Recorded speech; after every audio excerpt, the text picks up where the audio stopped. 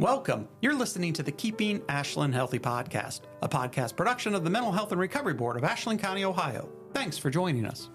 And welcome to another episode of the Keeping Ashland Healthy podcast in studio, Dr. Ashley. Well, first, Dr. Ashley, how are you doing? I'm good. How are you? I'm doing well. Good. I'm so excited because in the studio, Mental Health and Recovery Board studios with us is a longtime friend of mine, colleague, and just somebody I've been wanting to get on the podcast forever, Dr. Oscar McKnight. Welcome, Dr. Oscar. Good morning. Do I have to call you Dr. Oscar the whole time? Nobody calls me Dr. Oscar. Just Oscar. Nobody calls me doctor. Okay. All right. Good. That's good to know. I mean, I feel like you've been making me call you doctor for all these years, so now I'm learning something new. Finally learned that. Finally, I can drop that. Yeah, drop that. Just Oscar. Remember, I have a PhD, not an MD. Ah, I see. And PhD just spells FUD, so remember that. Well, Oscar and I go back almost since the start of my career here at the Mental Health and Recovery Board, so for almost 20 years. He and I and my former mentor and boss, Steve Stone, would get together regularly to have coffee, but have, I think, really good discussions about what's going on at Ashland University, because that's where Oscar has worked all this time that I've known him. To talk about what's going on in the community, what's going on at the university, and, kind of the relationships between those two things. Oscar, because he works at the university, he's always been at the cutting edge on what the young people are interested in. He also is very involved with understanding how private practices and other service models and have developed over the years, and they really have changed over the last 20-some years. So we're going to get into some of that later. But Oscar, your official bio I have in front of me. It's very impressive. I had to cut it down just for the length of this podcast. You are the Associate Dean of Students at the university, as well as the Director of the Psychological Counseling Services. We will put some of that information in the podcast description because I know some of you are driving as you listen, and I don't want you to be distracted. So we will have that information if you want to follow up with Dr. Oscar or just Oscar on anything he says today. But Oscar, tell us a little bit before we jump in, you've been doing this work for a while. I don't want to put a definite age on you, but I mean, come on now, you've been around a little while. So tell us a little bit, the abbreviated version of kind of like what got you started, excited, and how'd you end up at AU? Because you're not from here. I think you might be from like Youngstown or something. I spent my time in Youngstown. And yeah. Yeah, that's where I'm from Youngstown. But no, I started a long time ago. You're right. I started even before there was a license in counseling. Wow. That's wild. I started in drug and alcohol in 1976. Wow. So you do the math as far as how long I've been sort of involved with this sort of field. But like you said, though, it has changed dramatically over the years. From what we did in 1976 to now, big difference. Right. Big difference. But again, even our affiliation, you work with me and me working with you and all that stuff. I have a lot of background, drug and alcohol, public mental health, psychiatric hospitals, all the different things. And I found out real early it's a systems approach. Yes. Nobody can do it in isolation. And that's why I've always, wanted to be involved with the mental health board. Yeah, and I know you worked for Children's Services for a time. I forget, sometimes I'm still a licensed social worker. I was an investigative social worker. Yes, I was. Wow, cool. So that systems work, we've talked about that a lot over the years with Oscar, Dr. Ashley, and that's why we've loved the partnership because, to have somebody that's been at the university for as long as Oscar has, he has a real insight as to what's going on, not only with AU, but he gets systems work and why it matters. I think that's awesome. And I'm really excited. I don't know. I don't know this history about you, Oscar, so it's my first time hearing that. It's really cool. Yeah, well, he's very tight-lipped. I know. He doesn't tell me that stuff at coffee. Yeah. So how long, though, at AU? Over 30 years. Wow. 32 years. Yeah. Oh. Do you remember? I know this is going back. I don't know if you had your Geritol, but, do you remember what drew you to AU? I accidentally fell into AU. Okay. All right. I was actually working at another agency and got a phone call one day, asked me if I wanted to come and interview for this position. Okay. And I said, I don't even know what position you're talking about. Yeah. And they said, it's a counseling center and all this sort of stuff. Then they said it was Ashland. I said, Ashland, Kentucky? Right, there is an Ashland, because Kentucky. I had no idea where Ashland was at that time. Wow. Okay. So anyway, I said, I'll come for an interview. I thought it was kind of interesting. Yeah. Was it Ashland College or Ashland University at that time? It was at Ashland University at that time. All right. But what happened was, I was pretty excited about the whole thing. Somebody called me. Yeah. I said, that's pretty impressive. They must have read something about me. Right. But anyway, I told I called home at lunch because I was working lunch. I called home at lunch, told my wife what happened. Somebody called me and all that stuff. And she said, oh, yeah, was it Ashland University? I said, yeah, as a matter of fact, it was. And she said, good, I sent your resume there about a month ago. So anyway, it was my wife who sort of got me here. Look at that. That's a great story. So she was trying to help you maybe branch out into another area. Yeah, she wanted to help me, sure. And the rest, as they say, Dr. Ashley, is history. So tell us a little bit about, your day-to-day there at the university. I mean, it says here, Associate Dean of Students and Director of the Psychological Counseling Services. So, I know it's changed over the years, but kind of currently, what's your day look like there over at AU? Well, one thing you missed off my title, I'm also the Director of the Health Center. Oh, sorry. Director of the Health Center. Just a little correction there. Yep. We can edit that out. But No, we're going to keep that in. Keep that part. No, my day is, again, was a typical sort of, I shouldn't even say that because it gets into how we deliver service. It's not a typical day. Yeah. The university technically is open from 8 to 5, yeah, all right, or 8 to 4, depending on where the health center versus the counseling center. But the bottom line, in order to meet need, we flex our schedule. Okay. So, for instance, on many days, Monday, for instance, and Friday, for instance, I start at 7 o'clock in the morning. And the reason I start early is because I work remotely on those days. Okay. And the reason I work remote there, which means I do video feed or some form like that, the reason I do that is because students go to their internships or their co-ops or their student teaching. Mm-hmm. And so I see them before they go into their student teaching or before they go into their job sort of things. So we flex our schedule quite a bit. And the reverse is true too. My other therapist, myself, we also see people in the evening because people go to student teaching or they go to their internships and they don't get back until 5 or 5:30 or something like that. And so we will see them at 6 and 7. Okay. So we flex our schedule quite a bit in order to meet the needs of the students there. Yeah. And again, how many folks are available to see students? The university is fairly large. I have to imagine the need is such. You probably have 20 or 30 different folks working in the counseling. At least 30, I think. In fact, I don't even know half their names, to tell you the truth. There's so many. No, we have 2 full-time therapists. 2 full-time therapists? Yes, 2 full-time therapists. Wow. And again, really great people. And they do the same as me. They have they flex their hours as well. But I do have this semester here, I have 2 interns, 2 master level interns, and they're finishing up and they'll get their degree and their license shortly in May. That's great. At that. So sometimes I'll have interns, so that counteracts everything. And we did get a federal grant that we have a case manager grant, which the grant ends up this year. But the case management services has been really, we talked about systems approach. Our case manager does so much that we didn't even realize we had that much of a need for, as far as coordinating services with outside parties. I see. Yeah, that's great. Right, because a lot of the students that go to the university, some are from the area, but a lot of times they're either outside the county or even outside the state. Is that correct? Oh, yeah. Yeah, our case manager deals with, hospitals, clinics, psychiatrists, whatever, in California, in Georgia, Florida. Wow. So, yeah, a lot of them are coming to the university, and so we have to coordinate care. A lot of our students that we do see are on what's called, wraparound treatment plans. Mm-hmm. So they're actually from the primary provider is in Florida, Georgia, or Illinois, and we get their treatment plan, and we follow their treatment plan, and they go back and forth. Yeah. So, yeah, it's pretty comprehensive because it's university. We have the breaks. They go back home. They come back and forth, and we share treatment plans and monitor medications and things like that. Yeah. And I know that's an important distinction, I think, to make. Dr. Ashland and I have done a lot of training on the campus around suicide prevention, the QPR work that we do. And I know that's come up in some of our conversations, this idea that, the university and most universities aren't designed to be have within them the capacity of a full-service community behavioral health center, right? So you offer some services, but depending on how serious the situation is for the student, and again, talking about mental health and substance use, it may require them to take a brief pause, as you say, from their academics to go where they need to go to get more of those comprehensive services before they return.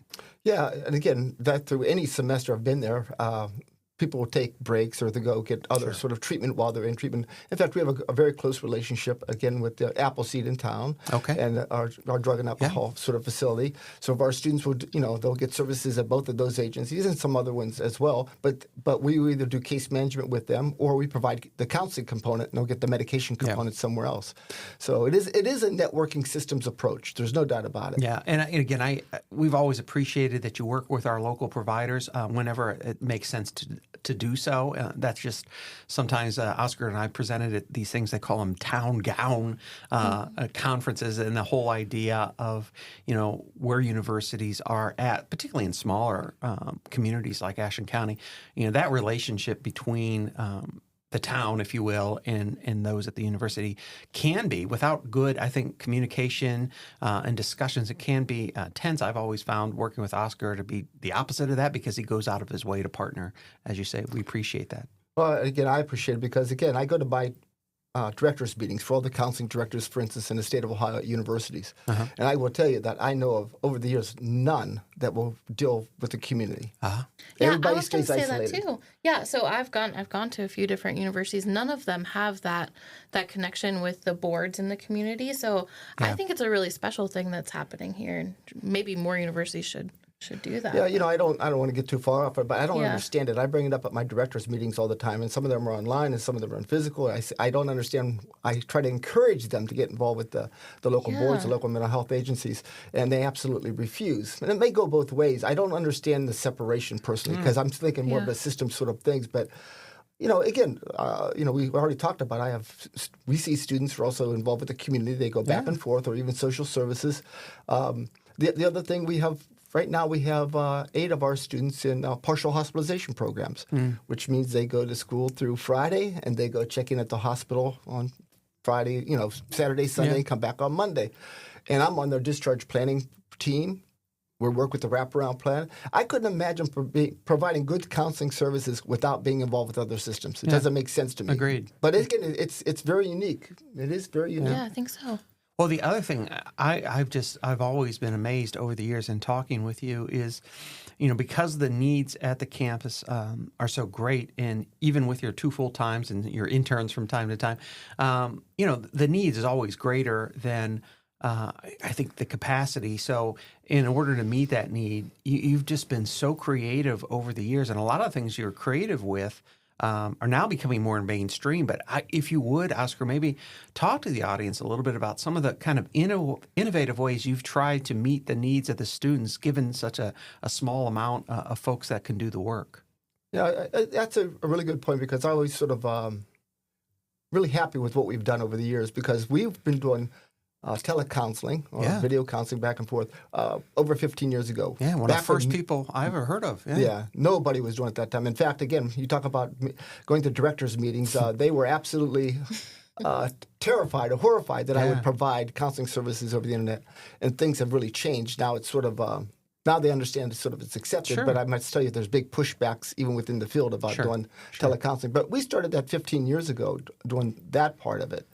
And since then, we've offered a lot of other sort of innovative sort of ways. We do a lot of online surveys, online narratives, where our clients technically keep online journals that they can send to us, and that doesn't involve weekly meetings. We set up sort of the program. They they let us know what's going on by these online sort of surveys and checklists and stuff like that. They can monitor themselves, and we can read that back and forth. We also have drop-in services, which I can't speak enough highly of. Our drop-in services is really, it's online, and everybody knows the time that we're available. On my time, for instance, all of our therapists have different times. My time's, for instance, on Friday from 2 to 4. So 2 to 4, drop-in times. They can drop in online. Okay. So they can drop in, and everybody knows the rules. We explain the rules to everybody. So minimum, I'll see them for 15 minutes, or I could see them for 2 hours, I suppose. It never happens that way. But they know the rules. If somebody else pops in behind them, I let them know somebody's waiting, and they can come back later. Right.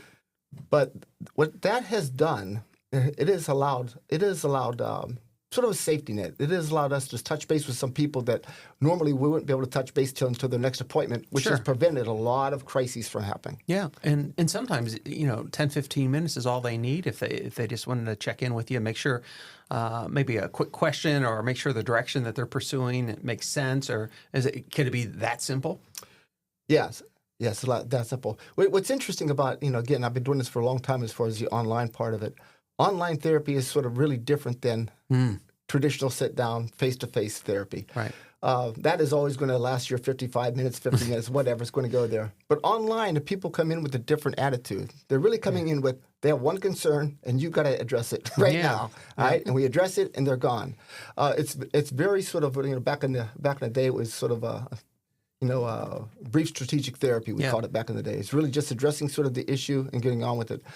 But the students who take advantage of that really embrace it and use it. But nobody has abused it as well. That's great. But that walk-in sort of part has really, really worked out well. I can't say enough about that. There's other little facets of the walk-in sort of services, and basically they have the ability to walk in at any time on those days, on my days anyway. Do you think the drop-in, do they tend to be shorter sessions for you, or are they longer? They tend to be shorter. Most of the time when people drop in, they're looking for, we have a treatment plan that's sort of, if it's they could have a social anxiety, for instance, and all of a sudden now they've got to present a paper in a class. And before the class, and it's on Friday or whatever, they will drop in and say, listen, okay, I'm going through all the breathing. They're doing all the techniques that we've taught to prepare for this stuff, and they just want reinforcement. Yeah, and some support. Yeah, so it's in and out. And even a lot of times, again, mine are a little different because my drop-in times are on Fridays. Most of the Fridays. And so for me, a lot of times people have to prepare for the weekend, which is sometimes not exactly the easiest thing to do for college kids. Sure. But because a lot of them are fearful of going home or fearful of staying here, or a lot of stuff going on, so they will drop in. But a lot of the times it's really solutions focused. They just want to check in, make sure, they I want to plan for the weekend sometimes, Exactly, they want to plan for a weekend for sometimes. Yeah. But, wow. No, that's fascinating, and I hope that catches on more even in a community setting. I've talked with some of the directors at our community agencies about adopting some of these things that you found to be helpful over the years. The other one, and I know it's controversial, we won't go into all of the nuances, but it's hard not to be aware of the rise of AI, artificial intelligence, in all kinds of industries, and believe it or not, even in the helping services like mental health and substance use. So have you seen some of that, Oscar, in some of the groups and the meetings where there's a potential that AI might have a place somehow in the counseling field?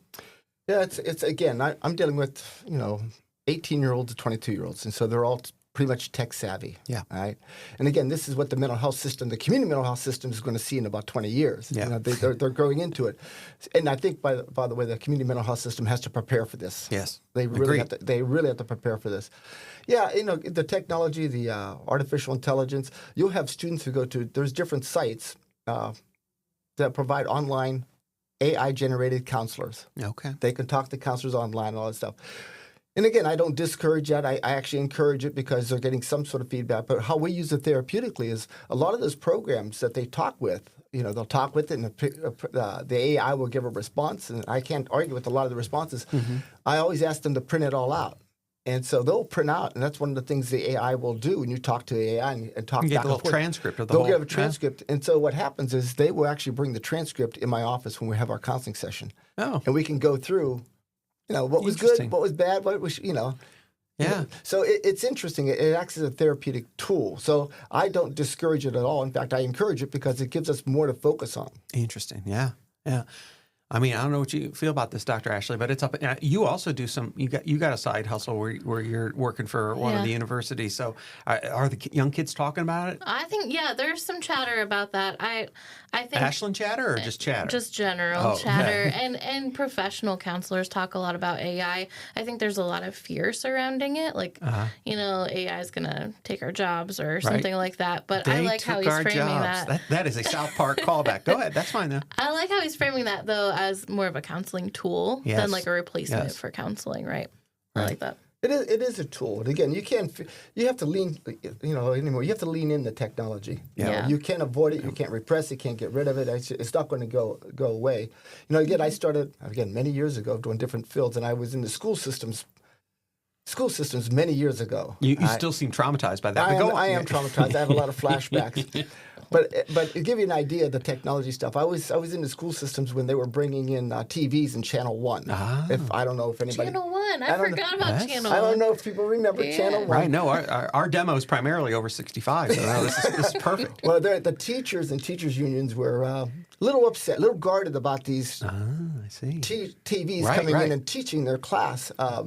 So again, anyway, the whole fear of technology goes back to TVs being brought in, they're always sort of fearful. Interesting. But I think there's TVs in every classroom now.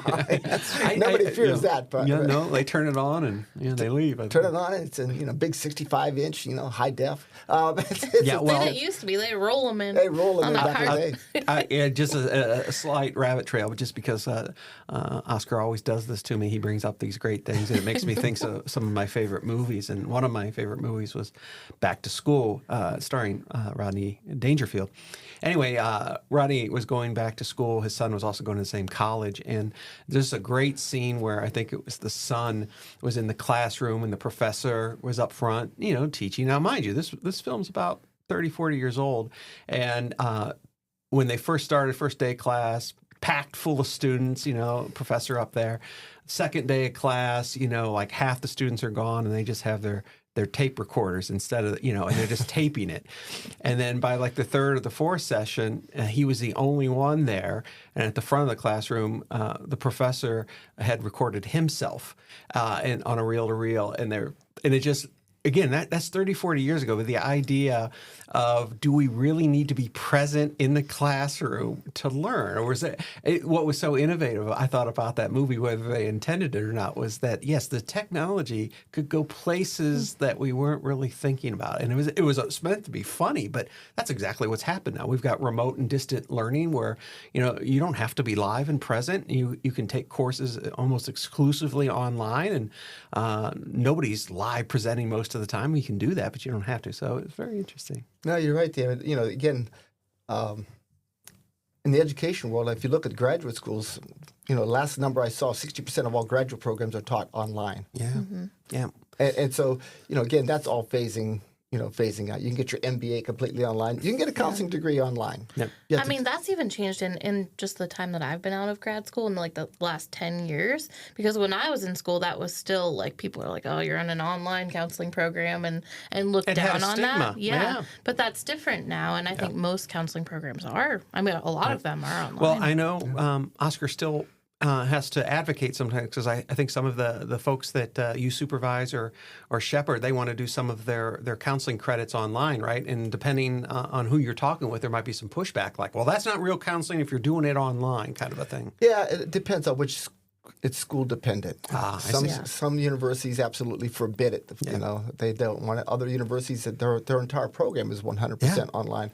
In fact, my last 5 interns have been strictly online, right? Strictly online program. But here's the differences. They get all the academic book work online, all the theories, all the process to know, all the different things you have to know as a professional. But they still get the in-person, like they're following me, they're learning from me, they're seeing real clients. They still have to do an in-person, practicum or internship. So they get the really roots of what you have to do to be a counselor. Yeah. Well, I like that. It's a hybrid. It's a combination, and I like what Oscar said about we have to embrace some of these things. Not without a critical lens. It's not that we shouldn't look critically in the best way to utilize the technology, but running from it doesn't seem like a wise course. Yeah, either. I think you can use it to enhance what we're already doing. That's right. Think of it that way. Yeah. Well, you perfect lead into our last topic, Oscar, and just for the audience. We're speaking with Dr. Oscar McKnight. He just goes by Oscar, though, and he's the Associate Dean of Students, Director of the Psychological Counseling Services, as well as the Health Center over at Ashland University.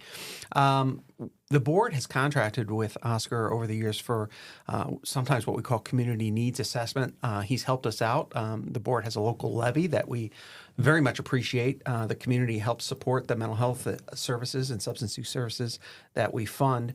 And Oscar's helped us with that because we want to know what we're doing right, what we're not doing right, what we can do better in, and some of his community needs assessments over the years have helped us with that. And recently, the board made the decision to, again, work with Dr. McKnight around getting ready for our next levy. So I'd ask Oscar if he might talk, because he's using some of this new technology, because getting survey responses is not easy. So Oscar shared with me and my board some unique ways maybe that we can get the information we need that'll help shape what kind of levy we run in November, but also maybe some of the messaging. So if you could, Oscar, in the next few minutes, maybe talk a little bit about some of how that technology, because other counties besides ours do levy. So for some of my colleagues that listen, you may want to contact Oscar about this, but maybe talk a little bit about what you're doing with our prep for the levy. Well, yeah, and again, I just give you historical perspective, because I think the first levy I ever helped out in Ashland County was something like 1995 or something. It was a while ago, and since that time, there's been several levies. But now you've had a long time without a levy. Now, I mean, it's been a long. Well, we've had it since 2001. 2001. So, yeah. It's been a while. But again, how we've run those have been different. And originally, when we did things, we had major groups and tried to survey them and go on the street and talk to them and all that sort of stuff. In fact, one of them, we used to go to all the laundromats and stuff like that, talk to people. Wow. They would Walmart, anywhere there was people, we tried to talk to them. But again, now, people are busy. It's tough to go out there. The weather stuff, you can't really get people to engage on the street like you used to, or in laundromats. And so we went more to sort of a online sort of profile, or program, I should say, to sort of solicit information. It's really considered in survey research a snowball approach. Okay. So what we do is we take we start off with a group of sort of expert panel, we call them expert people. We send them our survey, all right. And they fill out about what they, like about the levy, don't like about the levy, any comments or concerns. Real simple. It's all. They write little essays, comments on there. But then what they do is they will send it to 10 of their friends, and their friends will send it to 10 of their friends. And what happens is it's a snowball effect, and eventually we'll get 100, 200 sort of comments that just automatically go out there, and then we'll analyze that and come up with sort of concepts. But what I like about that is the fact that it's truly anonymous. And because it's sort of, you just fill in this thing, they will say whatever they want. Sometimes if you do focus groups with people, they don't want to sort of say what they really think, all right? Or even if you know the identity, they don't want to. But because these are all anonymous, and we ask both sides, it's not one-sided. We ask what's good, why should people vote for the levy, and why should they not? And then their general comments.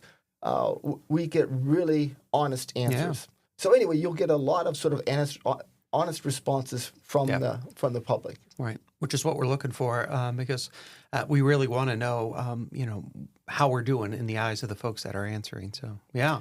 But also, not only, it also provides sort of, I'm looking at some of the responses now, it also provides almost a needs assessment. Yeah. Because they will say what they're not getting. That's right. That's right. That's critical. Or they'll say what they're getting and why they would support a levy. Yep. So it'll give you a lot of information about the levy, but also for the fact, what are people needing? That's right. Yeah, or appreciating. Just from a researcher perspective too, I thought it was really good that it's like a simple survey. So it's not going to take people a lot of time to complete it. The questions are pretty simple, but it's open enough that we can get all of that information, like you're saying, that we can use to make decisions about the levy. Right. And one of the things, listeners, because some of you might say, hey, how can I participate in this? Or I've got some things to say. Well, we will have a link to the survey in the episode description. We would encourage you to take that. As Dr. Ashley said, it takes less than 5 minutes. It really does. It's very simple. Very simple. But we would love your feedback on that. It'll help us as we prepare for the levy. And remember, when they take it, send it to 5 of their friends, 10 of their friends. Send it all over the place. Well, that was a challenge. Dr. Ashley, asked me, she's like, boss, you don't have 10 friends. What are you going to do? And I've been challenged, Oscar. I really have. So I just send it to the same person 10 times. I don't know if that's okay or anonymous. Not, but it made me feel better. That's funny. No. Anything else that you want to talk about with this survey that you're helping us with? No, just that you will get a comprehensive review. And again, what I like about it is, we start off with sort of an expert panel, which everybody sort of supports the board. Yep. And so you expect everything to be positive and nothing to be, nobody to give a reason why nobody would vote for the levy. Sure. But it's been pretty balanced. And you can start seeing now when they send it out to their friends, you're getting more balanced responses. Yeah. So you're going to get some great concepts from it. As far as, again, like I said, it helps to levy, but for me, it's more of a needs assessment because it's telling you what the community thinks is good, not so good, what they need and what they appreciate. Yeah, that's awesome. And I think this is an example of how the relationship between the board and the university benefits both. So like having that connection with Oscar and his insight about research and like he's helping us with our levy campaign. Yep. Just another reason that's a critical relationship. Yeah, he helps with the campaign, but he's also helping just us have another source of input about the services, the needs, the satisfaction, which we already do some things, but this is different and it really supplements what we're doing. So I will say one last thing about that is people really appreciate it that it's done by an independent source and not you doing it yourself. Yeah. It makes it more, people always say if you're sending it out, and this doesn't involve you, it's anybody, if you're doing a needs assessment or customer service stuff and you're doing it yourself, people have a tendency not to really answer correctly. Right. When it's done from an outside party, they feel the free to say, hey, I think you should, well, because I get that. I think you should know this. Right. I think you should know this about them. Yeah. So again, you get a really honest and honest input from people. Well, that's what we want. Good point. So, yeah. Well, as you can tell, there's much more we can talk about with Oscar. We're hoping to have him on the show again and again. If I can persuade him to do that, feel free to let us know if you'd like to hear Oscar more. We need like an Oscar segment. That would be great. Probably do. Yeah, so. at least a minute with Oscar. Yeah. Oh, that's a good idea. I like that. Well, Oscar, we see each other. We stay in touch on a regular basis. But all I can say is thank you for not just for today, but for your ongoing partnership through the years and friendship. Personally, you've just been a wonderful person, and you've been a stalwart at the university, and just the services that you provide. I mean, it's really incalculable. I don't know if you've ever thought about this, Oscar. All the young lives that you've touched in a positive way over the years, it's really hard to even count those up. So for all you've done and you continue to do, Oscar, we appreciate you, and thank you so much for being on the show. Yes, thanks. Thank you. Thanks for the invitation. Thank you for listening to another episode of the Keeping Ashland Healthy podcast. The podcast is a production of the Mental Health and Recovery Board of Ashland County, Ohio. You can reach the board by calling 419-281-3139. Please remember that the board funds a local 24/7 crisis line through Appleseed Community Mental Health Center. It can be reached by calling 419-289-6111. That's 419-289-6111. Until next time, please join us in Keeping Ashland Healthy.